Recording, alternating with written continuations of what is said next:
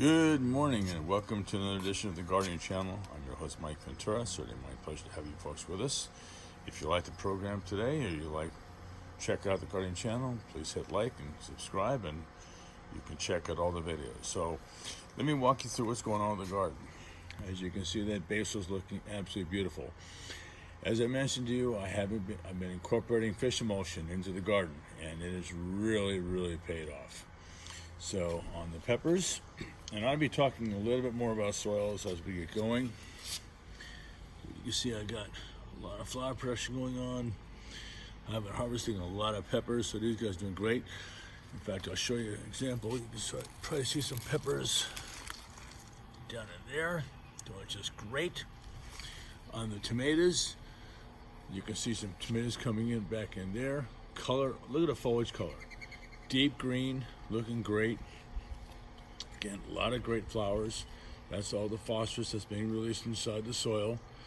And we'll be talking about that in a minute. Next is the zucchini. Look at that flower production. That is beautiful flower production. And I'll get around over here. You can also see some beautiful zucchini coming in. Look at that, look at that, look at that. Isn't that gorgeous? So, and then here are the cucumbers.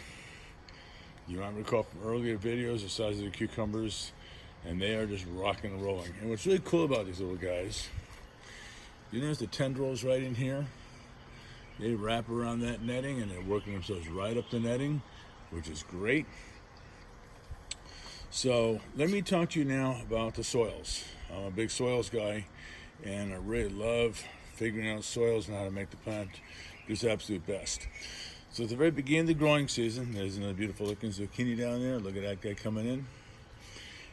At the beginning of the growing season, I incorporate, as I told you, grow mulch, bone meal, blood meal, earthworm castings, all to get into the soil, and fully 100% organic. So you might see some little weeds sitting down over there.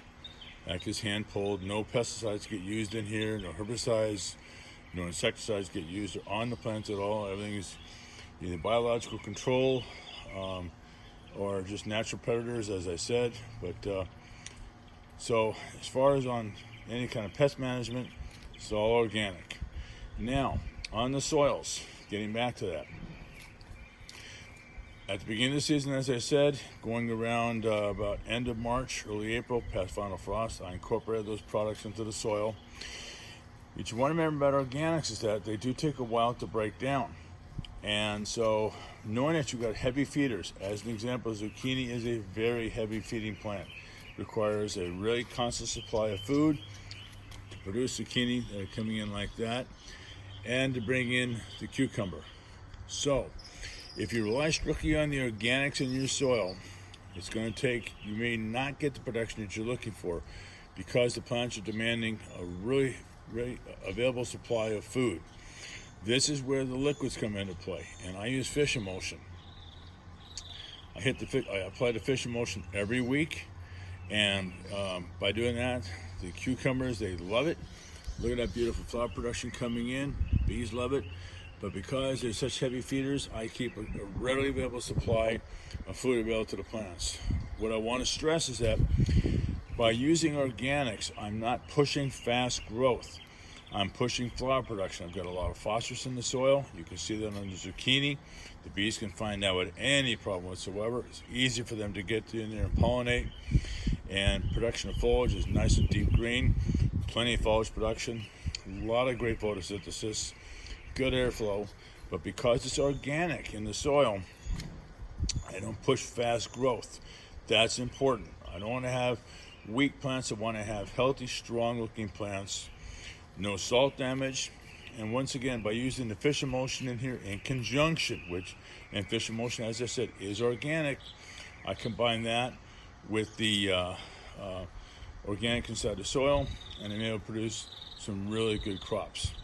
So this just kind of gives you an idea why you want to go down the road of using organics inside the soil to get the plants going at the beginning of the growing season, and then once the plants get going, start incorporating fish emulsion.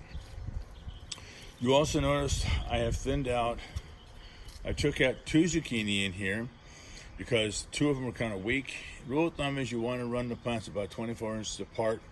I'm probably around maybe 18 inches. You can see the trunks down there, about maybe 18 inches apart because of space. But I don't want the plants starving for food, so they get plenty of nutrients. And by not thinning them out, I'd probably be competing as far as having enough nutrients down there. This way, I'm able to get plenty of nutrients to the zucchini, and the cucumbers are doing great. They're also on the same diet. So, really want to encourage is that going out there and start putting it using that liquid fish emulsion. I use it at 1 ounce per gallon, and so in a 2-gallon watering can, 2 ounces of fish emulsion every 7 days, and good drainage in conjunction to the organics inside of the soil, and you should be able to produce a pretty good stand. Okay, so I know it's quite a bit of information, but again, organics are the way to go. Nice steady supply of food between preparing the soil with organic material, and then as the growing season gets going, incorporating fish emulsion into it, all organic, not going to burn, and just because you've got heavy feeding plants between cucumbers, zucchini, peppers, and finally tomatoes. Knowing all these plants are heavy feeders, you're keeping a constant supply of food there for them. Okay, so once again, if you enjoy the gardening channel, please hit like, go to subscribe, enjoy, have a great day, and enjoy the garden. Thank you very much.